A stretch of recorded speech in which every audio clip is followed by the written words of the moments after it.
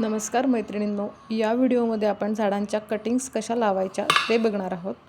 माझ्याकडे ही तगरीची फांदी आहे, तिचे आपण 2 भाग करून घेऊया। बऱ्याच जणींकडून ऐकलं होतं की झाडांच्या कटिंग्स लावताना जमिनीत पिकलेले केळे घालावे किंवा मग फांदीच्या खालच्या टोकाला मध लावायचं किंवा वरच्या टोकाला शेण किंवा मातीचा गोळा लावायचा। ह्यातलाच एक प्रयोग मी इथे केलेला आहे, बघूया तो यशस्वी झाला की नाही। तर ह्या तगरीच्या फांदीचे पानं आपण काढून घेतलेले आहे। इथे अशा प्रकारे पानं काढून घ्यायची आहेत आणि माझ्याकडे हे मध आहे, माझ्याच बगीच्यातल्या आंब्याच्या झाडावरून मी ते मिळवलं होतं। तर ह्या मधाचा साधारण 1 थेंब पुरेसा होतो आणि बोटाच्या साहाय्याने हे मध आपण त्या झाडाच्या फांदीच्या खालच्या टोकाला लावून घेणार आहोत।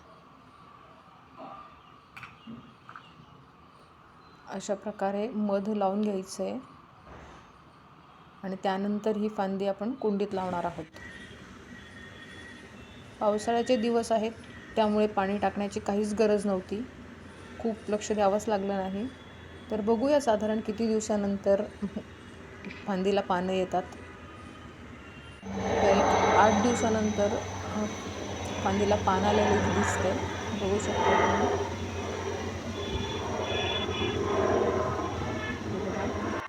छान पान आलेलं आहे आणि माझा हा प्रयोग यशस्वी झाला आहे।